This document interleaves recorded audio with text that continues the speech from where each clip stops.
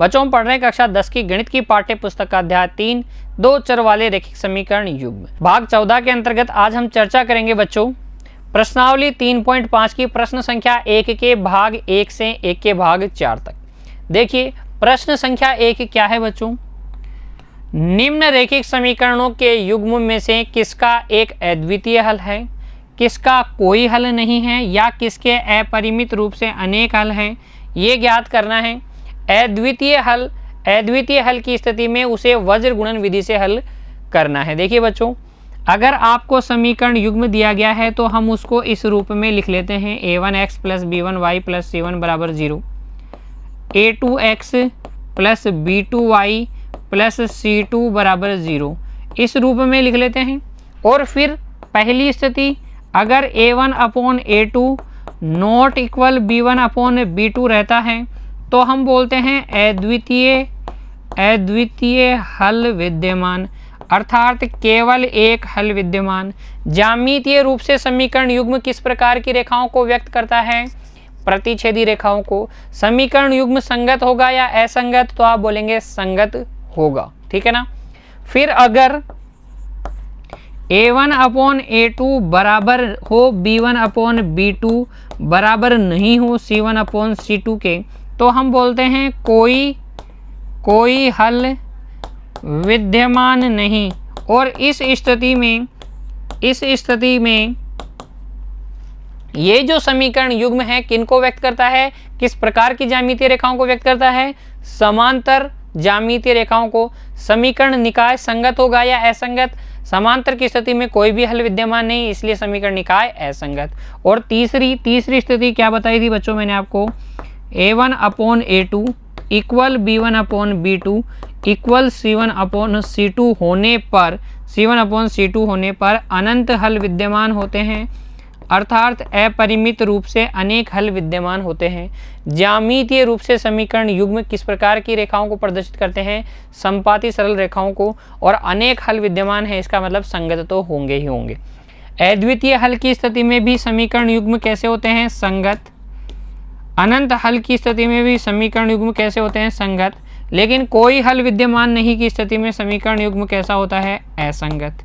यहाँ कैसी रेखाएं होती हैं, प्रतिच्छेदी, यहाँ कैसी, समांतर, और यहाँ पर कैसी रेखाएं मिलती हैं बच्चों हमें, यहाँ पर हमें मिलती है समपाती सरल रेखा युग्म, ठीक है। तो ये सारी बातें आपको पता होनी चाहिए। प्रश्न संख्या 1 में हमें क्या करना है, चेक करना है पहले तो कि किस प्रकार का हल विद्यमान है, अद्वितीय हल है, कोई हल नहीं है, या अपरिमित रूप से अनेक हल विद्यमान है।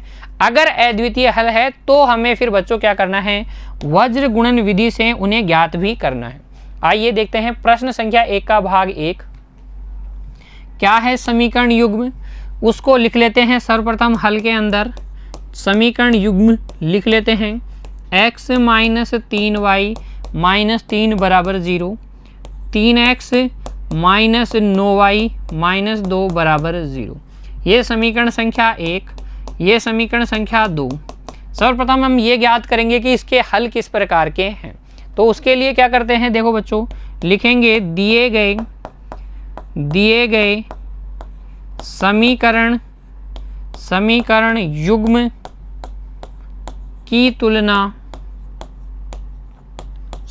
युग्म की तुलना a1x plus b1y plus c1 बराबर 0, a2x plus b2y plus c2 बराबर 0 से करने पर, इस समीकरण युग्म की तुलना हम इससे कर लेंगे।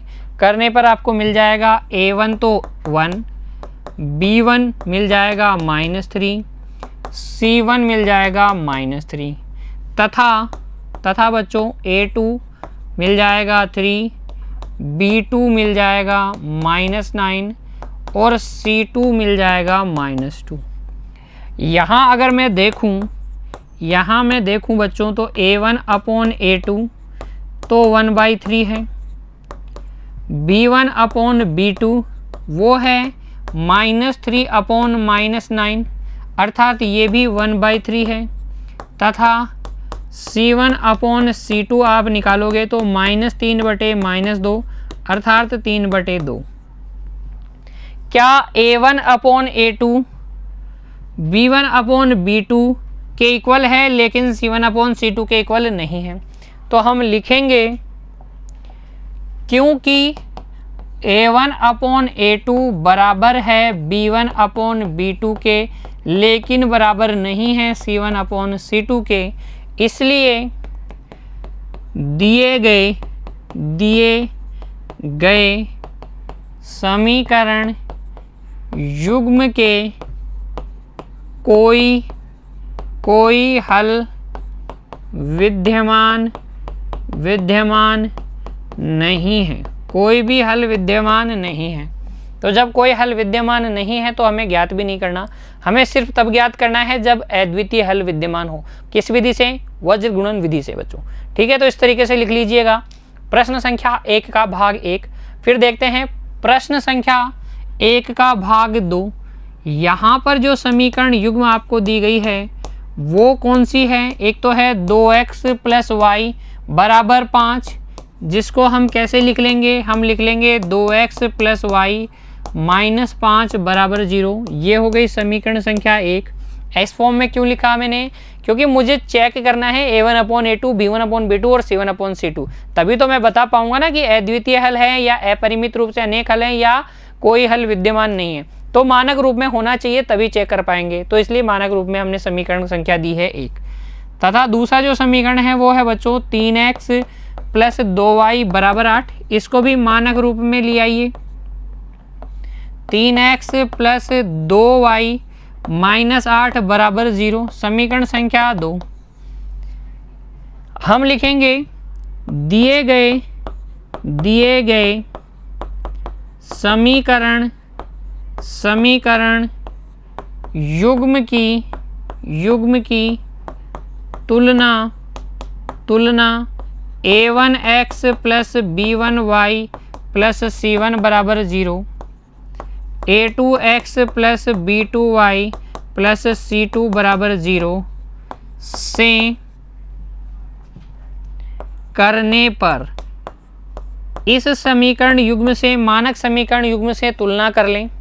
आपको मिल जाएगा A1 बराबर 2, B1 बराबर 1, C1 बराबर माइनस 5, A2 मिल जाएगा 3, B2 मिल जाएगा 2 और C2 मिल जाएगा माइनस 8। फिर यहाँ आप निकाल लें A1 अपॉन A2 कितना आएगा बच्चों? 2/3। B1 अपॉन B2 ये कितना आएगा? 1/2। तथा C1 अपॉन C2 ये कितना आ जाएगा? 5/8। माइनस से माइनस कैंसिल हो जाएगा, 5/8। फिर देखिए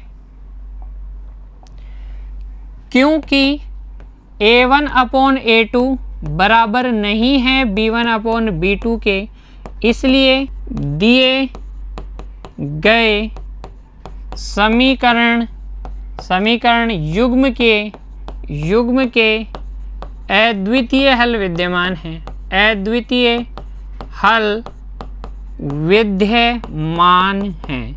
क्योंकि बच्चों कौन सी शर्त को पूरा कर रहा है? ये पहली शर्त A1 upon A2 not equal B1 upon B2 वाली शर्त को, इसलिए इसके हल कैसे होंगे? अद्वितीय हल। अद्वितीय हल की स्थिति में हमें क्या करना है? वज्र गुणन विधि द्वारा हल ज्ञात करना है। तो हम लिख लेंगे वज्र गुणन विधि। और वज्र गुणन विधि में मैंने आपको बताया बच्चों क्या करते हैं? x बटे बराबर y बटे बराबर 1/। x बटे क्या लिखते हैं? वही BC minus BC, CA minus CA, AB minus AB, ऐसे याद रखने को बोला था ना सूत्र। और फिर देखो यहाँ पर नंबरिंग लगा देंगे 1 2 2 1 1 2 2 1 1 2 2 1। आइए रखिए मान। तो x बटे B1C2, B1C2 एक को -8 से गुणा करोगे -8 आ जाएगा, -8। ये सूत्र वाला माइनस B2C1, B2C1 दो को -5 से गुणा करोगे क्या आएगा? -10। क्या आएगा? -10 बराबर y बटे C1A2, C1 A2 -5 को 3 से गुणा करोगे -15 आ जाएगा, ये आ जाएगा -15, ये सूत्र वाला माइनस। फिर C2A1 -8 को 2 से गुणा करोगे -16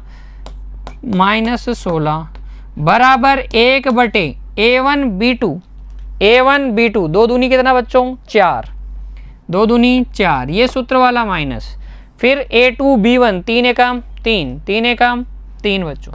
तो यहाँ से आपको मिल गया x/-8 + 10 बराबर y/-15 + 16 बराबर 1/1।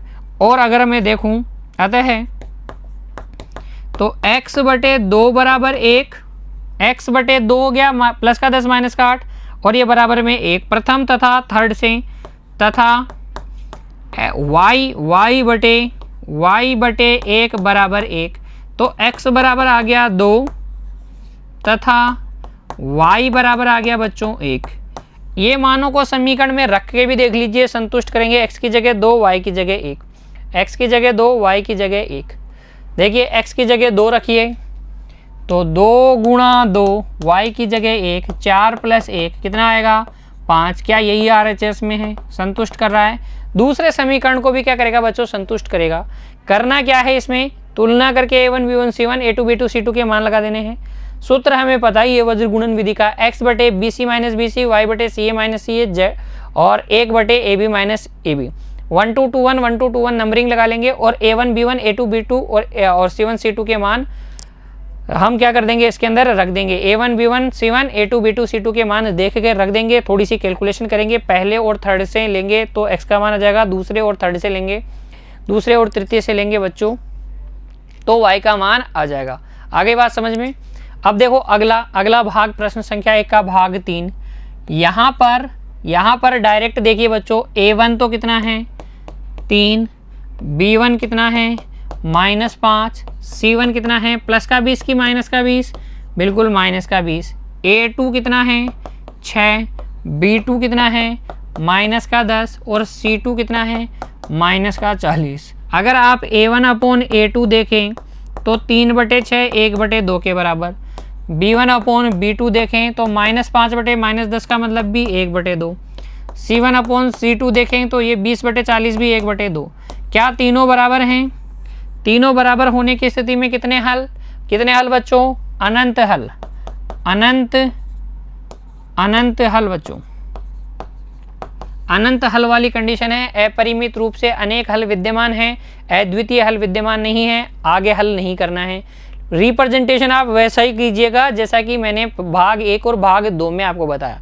ठीक है, यहाँ समय की बचत के लिए मैंने आपको डायरेक्ट बता दिया है। आप अपने से प्रैक्टिस करेंगे बच्चों, ऐसी मैं आपसे उम्मीद रखता हूँ। फिर देखिए भाग 4 प्रश्न संख्या 1 का। यहाँ पर समीकरण युग्म आपको दी गई है, उसमें देखकर बताइए। A1 1, B1 -3, C1 -7। ठीक है, A2 आपके पास है 3, B2 आपके पास है -3 और C2 कितना है -15।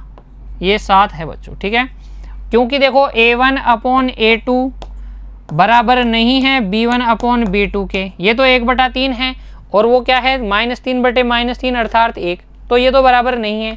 ये बराबर नहीं होता है तो अद्वितीय हल विद्यमान। अद्वितीय हल में वज्र गुणन विधि से हल करना है। सूत्र में रख दीजिएगा बच्चों, x/, क्या आएगा बताओ, x/B1 C2 -3 को -15 से गुणा करेंगे 45 -B2 C1 -21 हो जाएगा क्या बराबर y/C1 A2 -21, C1 A2 -21 minus सूत्र वाला C2 A1 -15 यानी कि प्लस का 15 हो जाएगा बराबर 1/, बच्चों 1/, A1 B2 -3 प्लस हो जाएगा क्या, देखो A2 B1 माइनस का 9 आएगा जो कि सूत्र वाले माइनस से प्लस हो जाएगा। तो यहाँ पर x/, कितना आ गया 21 घटाइए 4 24 बच गया, 45 में से 21 गया 24। y/, कितना 21 घटाइए 15 में से तो माइनस का कितना बच जाएगा, माइनस का बच जाएगा 6 और इधर बच जाएगा 1/6। तो यहाँ से अगर आप देखें तो x बटे 24 को किसके बराबर ले लेंगे, 1 बटे 6 के, और x बराबर आ जाएगा 4, x बराबर आ जाएगा 4। y बटे -6 को 1 बटे 6 के बराबर लोगे तो y बराबर आ जाएगा -1। ये अभिष्ट हल हो जाएंगे। लिखने का तरीका आपको वैसा ही रखना है जैसे मैंने भाग 1 और भाग 2 में बताया, ठीक है। रख के देख लीजिए समीकरण में संतुष्ट करता है क्या, x के स्थान पे 4 -3 y के स्थान पे -1, तो हो जाएगा 4 + 3 = 7, संतुष्ट कर रहा है। यहाँ पर देखिए 3x के स्थान पे कितना 4 -3 y के स्थान पर -1, तो 12 + 3 ये हो गया 15, तो 15 - 15 कितना हो जाएगा, 0 हो जाएगा। तो संतुष्ट भी कर रहे हैं, संतुष्ट करके आप सत्यापन भी देख सकते हैं। दोनों समीकरणों में रख के देखिए, संतुष्ट करने चाहिए, और संतुष्ट करते हैं तो अभीष्ट हल आपके क्या हैं, सही हैं। इस प्रकार से हम सत्यापन भी कर सकते हैं बच्चों। तो मैंने आपको बताया प्रश्न संख्या 1 के भाग 1 से भाग 4 तक। उम्मीद करता हूँ आपको अच्छे से समझ में आ गया है। आप इनको एक बार पुनः करेंगे, समझेंगे खुद से हल कर करके, ठीक है बच्चों। प्रैक्टिस करते रहिए, खुश रहिए, धन्यवाद।